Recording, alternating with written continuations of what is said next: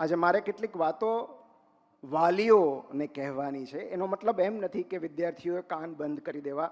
એમના માટે પણ આ એટલું જ જરૂરી છે, ક્યારેક તો એટલા માટે કે તમે આનો હથિયાર તરીકે ઉપયોગ કરી શકશો. તો મારે આજે વાલીઓને એક વાર્તા કહેવી છે, એક વાર્તાથી શરૂઆત કરવી છે કે એક દરિયાકાંઠે ગામ હતું અને ગામમાં એકવાર એક બિઝનેસમેન આવ્યો અને બિઝનેસમેનનો ઉદ્દેશ્ય એટલો જ હતો કે દરિયાઈ માર્ગે વેપાર કરવો છે. પણ એની પાસે કોઈ સાધનો નહોતા, એની પાસે જહાજ નહોતું.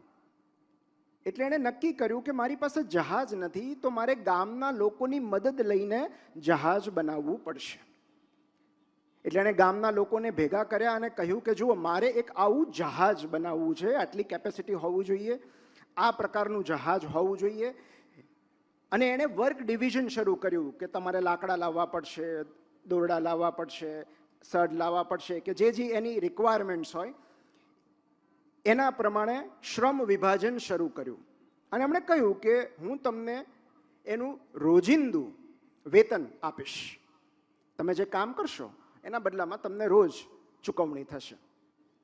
શરૂઆતમાં તો બધા ગ્રામજનો બહુ ઉત્સાહથી જહાજ બનાવવામાં લાગી પડ્યા, પણ ધીમે ધીમે એમનો રસ ઓછો થતો ગયો. જેમ વિદ્યાર્થીઓનો રસ ભણવામાંથી ઓછો થતો જાય એમ કેટલાક અનિયમિત આવવા લાગ્યા, કેટલાક મોબાઈલ જોવા લાગ્યા, કેટલાક આવે પણ કામ ન કરે.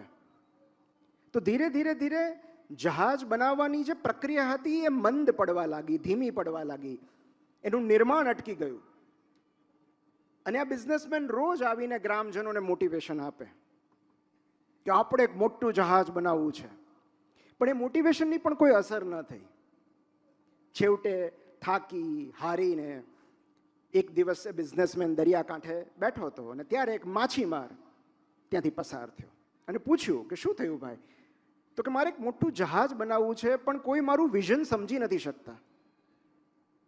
એ જહાજ મને વિઝ્યુલાઇઝ થાય છે પણ મારે ગ્રામજનોને વિઝન કઈ રીતે બતાવવું, એમને મોટિવેટ કઈ રીતે કરવા, એમને કઈ રીતે કન્વિન્સ કરવા કે આ જહાજ બનાવવું જરૂરી છે, મારે શું કરવું જોઈએ?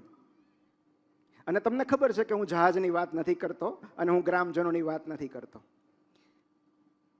તો માછીમારે એને એક સલાહ આપી કે તું ખાલી આટલું કર, તારું કામ થઈ જશે. અને બીજે દિવસે એ બિઝનેસમેને ગ્રામજનોને ભેગા કર્યા અને એને એક સવાલ પૂછ્યો કે તમે દરિયો જોયો છે?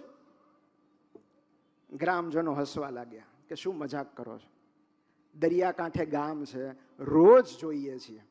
અને ત્યારે બિઝનેસમેને કહ્યું તમે જે જુઓ છો એ દરિયો નથી, એ દરિયાનો કાંઠો છે. આ તો ખાલી પાણી છે. જો દરિયાના દર્શન કરવા હોય તો મધદરિયે જવું પડે કે જ્યાં આસપાસ ચારે તરફ અગાઢ અને અફાટ સમુદ્ર હોય, જ્યાં દૂર દૂર સુધી ધરતી દેખાય નહીં, કોઈ લેન્ડ એરિયા ન હોય, બધે જ પાણી પાણી હોય. એ સુંદરતા કેટલી ભવ્ય હશે વિચાર કરો, તમે ક્યાં દરિયો જોયો છે? અને ગ્રામજનો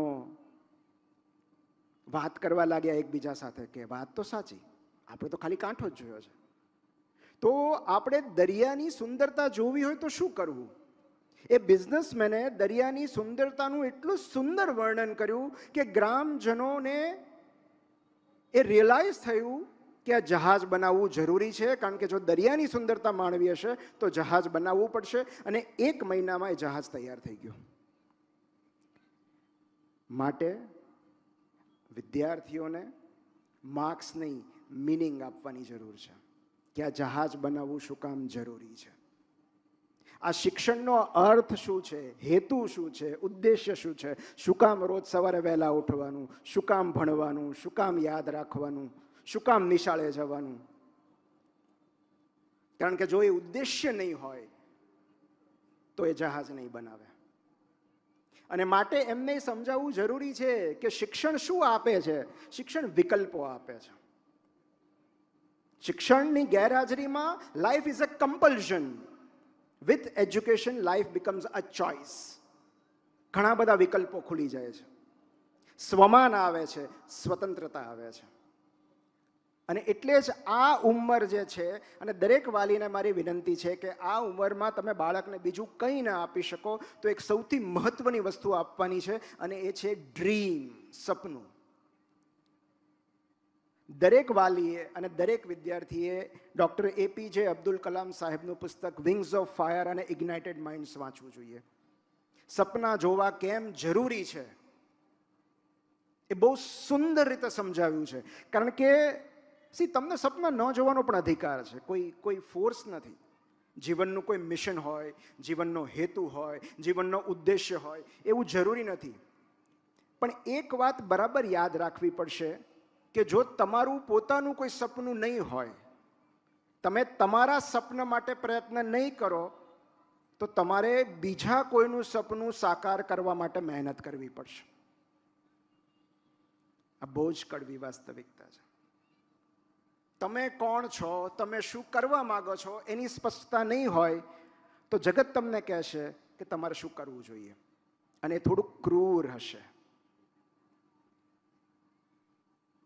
માટે તમારું સપનું નથી, તમારું કોઈ વિઝન નથી, તમારો કોઈ ધ્યેય નથી, નો પ્રોબ્લેમ. લોકો તમને એમ્પ્લોય કરશે પોતાનું સપનું પૂરું કરવા માટે, પછી એમના માટે કામ કરવું પડશે. તો આ વાય બહુ જરૂરી છે કે ડ્રીમ્સ જોવા કેમ જરૂરી છે. અને દરેક બાળક પાસે બે વિકલ્પ છે, અને આ વિકલ્પ દરેક બાળકને આપવો જોઈએ કે તારે કઈ પીડા અનુભવવી છે. Pain of discipline versus pain of regret. બેમાંથી એક પીડા તો અનુભવવી જ પડશે. તારે શિસ્તની પીડા અનુભવવી છે કે પસ્તાવાની પીડા?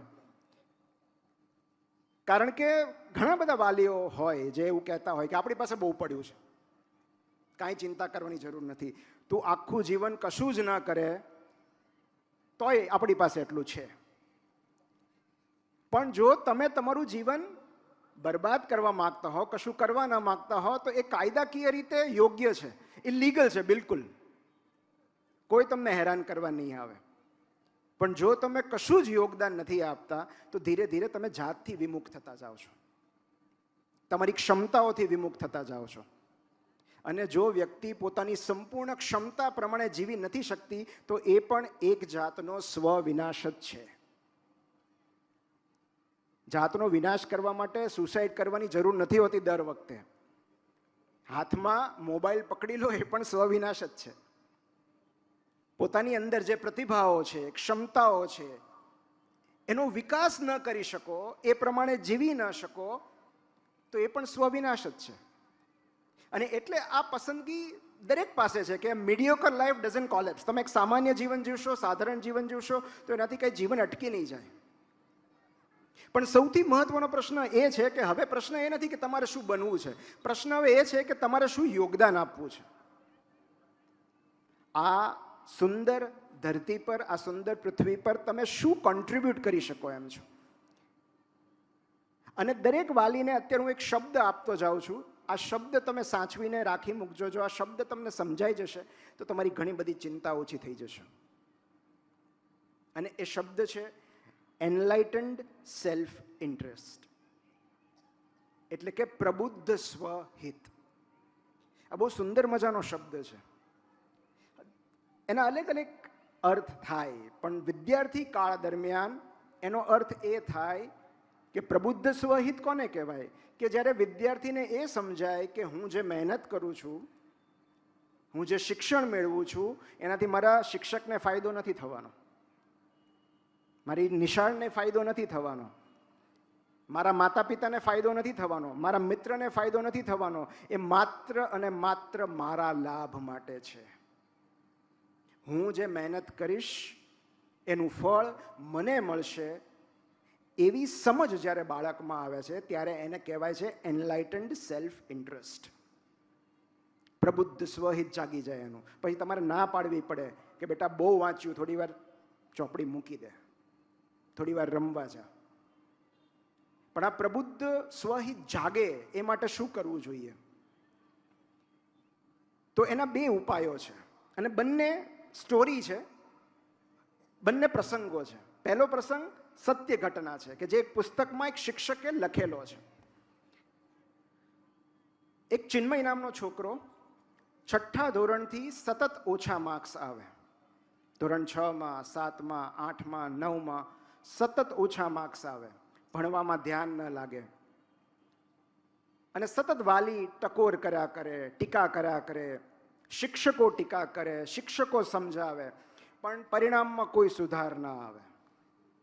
એક ક્લાસમાંથી બીજા ક્લાસમાં એની ટ્રાન્સફર થયા કરે, પણ ક્યાંય પરિણામ ન સુધે. 10મા ધોરણમાં એક ચમત્કાર થયો. 10મા ધોરણના એના જે શિક્ષક હતા એણે પહેલા જ દિવસે વિદ્યાર્થીને એવું કહ્યું કે ચિન્મય, હું તને તારા માર્ક્સથી જજ નહીં કરું, હું તને તારા પ્રયત્નોથી જજ કરીશ. એને કહેવાય એફર્ટ ડિપેન્ડન્ટ આઈડેન્ટિટી. અને દરેક વાલીએ યાદ રાખવા જેવું છે કે બાળકની ઓળખ એના પ્રયત્નોથી થાય છે, એના પરિણામથી નથી થતી.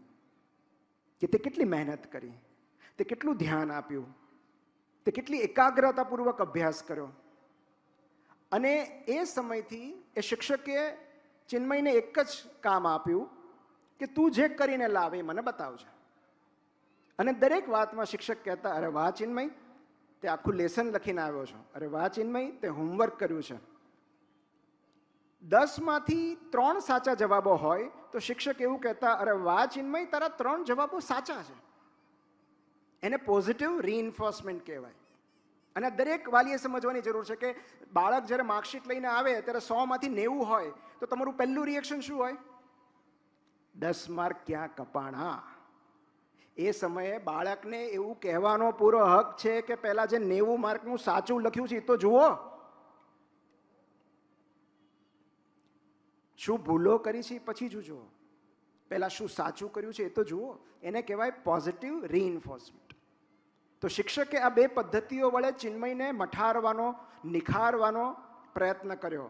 અને 10મા ધોરણનું રિઝલ્ટ આવ્યું ત્યારે પહેલાના ધોરણ કરતાં એના 23% વધારે હતા બધા વિષયોનો મળીને. માત્ર એ જ વિષયમાં વધારે માર્ક્સ નહોતા. અને આવું ઘણીવાર થતું હોય કે વાલીએ એ માર્કશીટ સ્વીકારવાની ના પાડી દીધી કે આ ચિન્મયની માર્કશીટ નથી, એના આટલા માર્ક્સ આવે જ નહીં. આ સત્ય ઘટના છે કે અમારો છોકરો અચાનક આટલો હોશિયાર કઈ રીતે થઈ ગયો, શું જાદુ કર્યું. એ શિક્ષકને મળવા ગયા અને શિક્ષકે કહ્યું કે મેં તો ખાલી મારા વિષયમાં ધ્યાન આપ્યું છે, પણ બીજા બધા વિષયમાં એનું પરફોર્મન્સ ઇમ્પ્રૂવ થયું, એના માર્ક્સ સુધર્યા. એ શું કામ થયું મને નથી ખબર. અને એણે ચિન્મયને બોલાવીને પૂછ્યું કે આપણે ચિન્મયને જ પૂછીએ કે બેટા એવી તો શું ચમત્કૃતિ થઈ કે અચાનક તું મહેનતુ બની ગયો, તું હોશિયાર બની ગયો. અને ચિન્મયે જે જવાબ આપ્યો એ દરેક વાલીએ યાદ રાખવો જોઈએ, કારણ કે અનસ્ટોપેબલ ફ્યુચરનો આ પાયો છે, પાયાની જરૂરિયાત છે. ચિન્મયે એ શિક્ષકને એવું કહ્યું કે સાહેબ, તમારી હાજરીમાં મને મારી જાત ગમવા લાગી છે.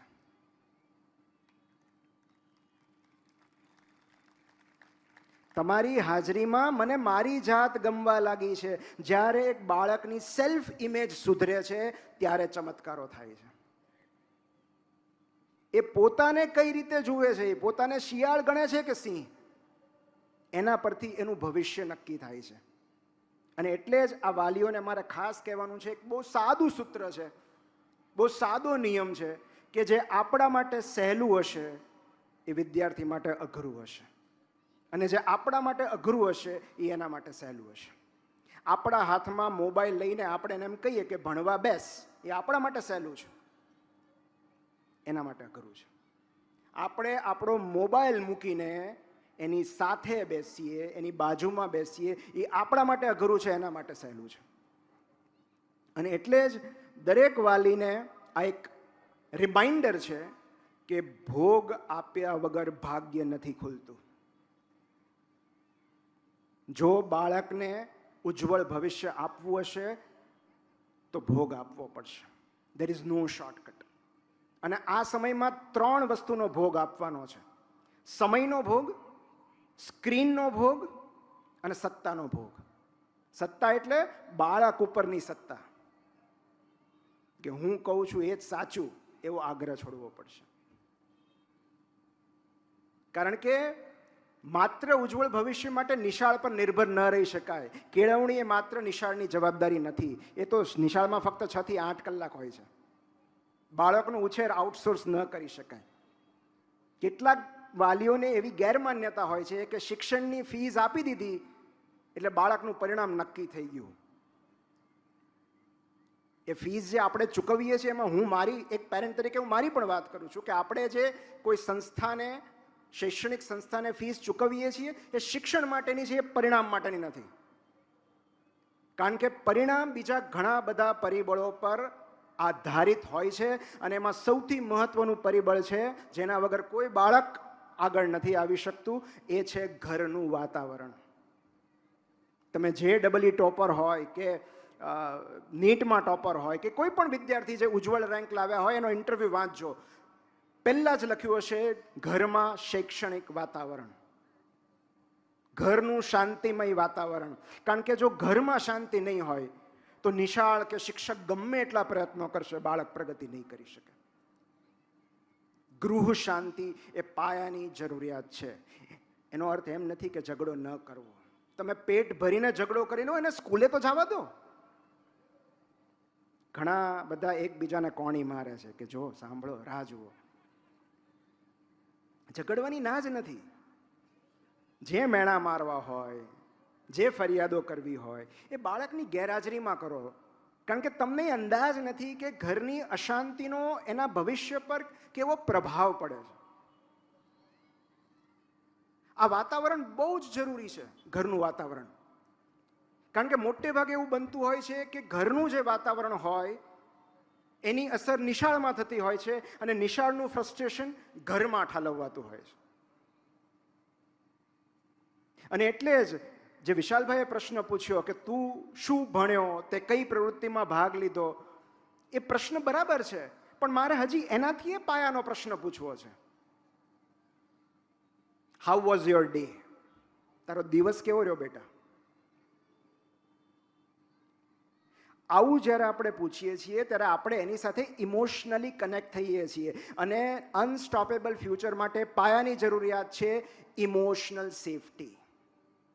ન્યુરોસાયન્સ એવું કહે છે કે જે બાળકનું નર્વસ સિસ્ટમ રેગ્યુલેટેડ હોય છે, એટલે કે શાંત હોય છે, એ પ્રગતિ કરી શકે છે. ભયના વાતાવરણમાં, અસલામતીના વાતાવરણમાં, ચિંતામાં, ઘોંઘાટમાં બાળક માર્ક્સ લાવશે, ભવિષ્ય ઉજ્જવળ નહીં થાય. એટલે ઘરનું વાતાવરણ કોઈ પણ રીતે શાંતિમય બનાવવું એ દરેક વાલીની પહેલી જવાબદારી છે. આ પહેલી વાત, ઇમોશનલ સેફટી.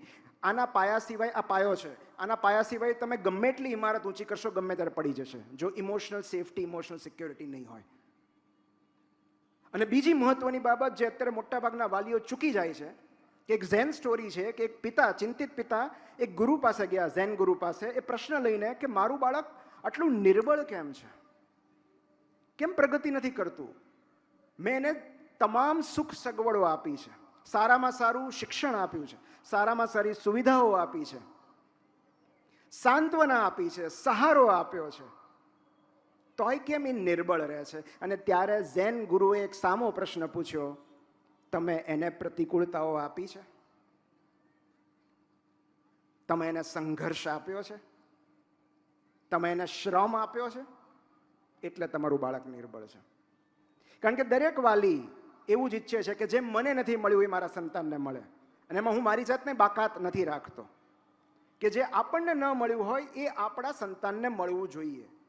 જે સુખ, સુવિધા, સન્માન આપણને નથી મળ્યું એ બધું એને મળવું જોઈએ. એટલે આપણે અત્યારથી એને પ્રોવાઈડ કરતા જઈએ છીએ. પણ ત્યારે એક ભયંકર વાસ્તવિકતા આપણે ભૂલી જઈએ છીએ કે એક એવી વસ્તુ છે જે આપણને નથી મળી પણ એને મળશે, અને એ છે નિર્બળતા.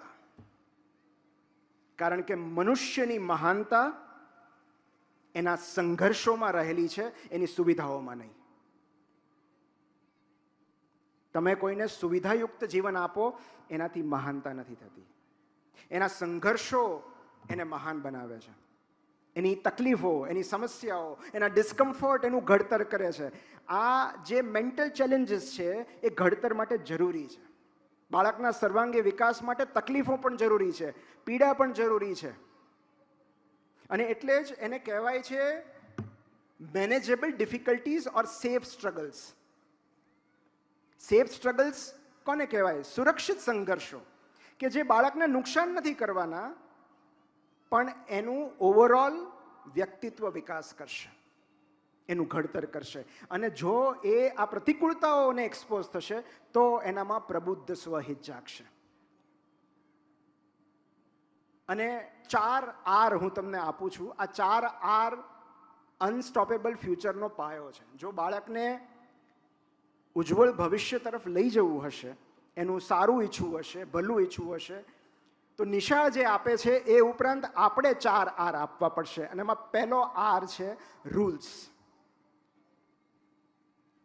નિયમો વગરનું જીવન દિશા વગરના વહાણ જેવું હોય છે. એ ફરતું રહે છે અને ગમે ત્યારે ડૂબી જાય છે. જે માણસના જીવનમાં કોઈ નિયમો જ નથી, એના ભવિષ્યની મને ચિંતા થશે.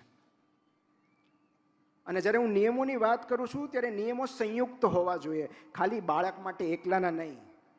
એણે 10 વાગે સૂઈ જવાનું, પણ હું 12 વાગ્યા સુધી જાગીશ, જે વિશાલભાઈ વાત કરી કે કોઈ પણ ઘરમાં ખાલી બાળક માટે નિયમ અલગ ન હોય, એ ફેમિલી રૂલ્સ હોવા જોઈએ.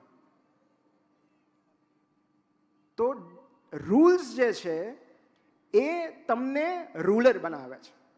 જો તમારામાં ડિસિપ્લિનનો અભાવ છે તો ભવિષ્યની શક્યતાઓ, ઉજ્જવળ ભવિષ્યની શક્યતાઓ ધીમે ધીમે ઘટતી જાય છે.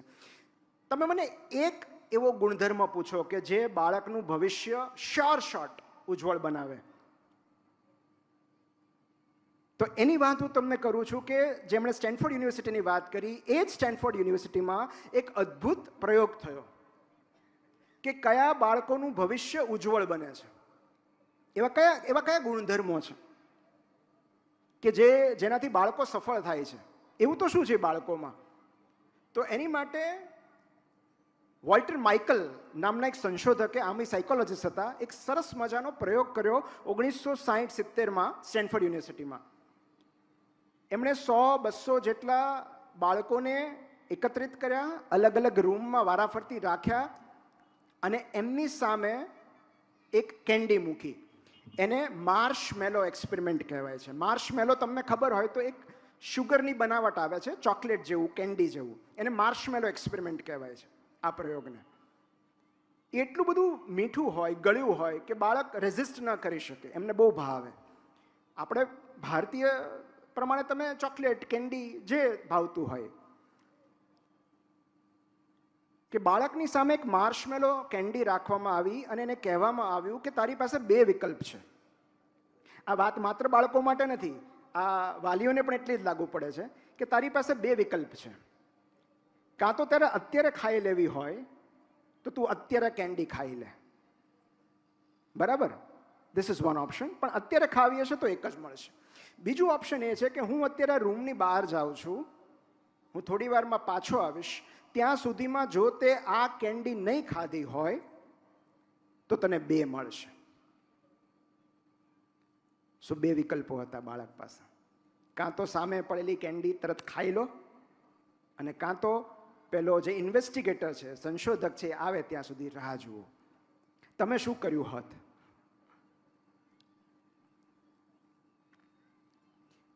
એ ઇન્વેસ્ટિગેટર બહાર નીકળ્યા અને 5 મિનિટ 10 મિનિટ સુધી દેખાયા નહીં. પહેલું જે ગ્રુપ હતું, જે બાળકો બિલકુલ એ પ્રલોભન રોકી ન શક્યા, એમણે તાત્કાલિક, હજી તો એ બહાર નહોતા નીકળ્યા પહેલાં લઈ લીધી કે કાલ કોણે જોઈ છે, પછી આપે ન આપે, એ આવે ન આવે, આ સામે પડી છે લઈ લો. કેટલાક બાળકોએ તરત ખાઈ લીધી. ગ્રુપ બીમાં જે વિદ્યાર્થીઓ હતા, જે બાળકો હતા, એમણે 5 મિનિટ કંટ્રોલ કર્યો, સંયમ રાખ્યો કે નાના રાહ જોઈએ. 10 મિનિટ પછી 11મી મિનિટે એમ થયું કે યાર આટલું સરસ સામે પડ્યું છે અને થોડી ના પડાય,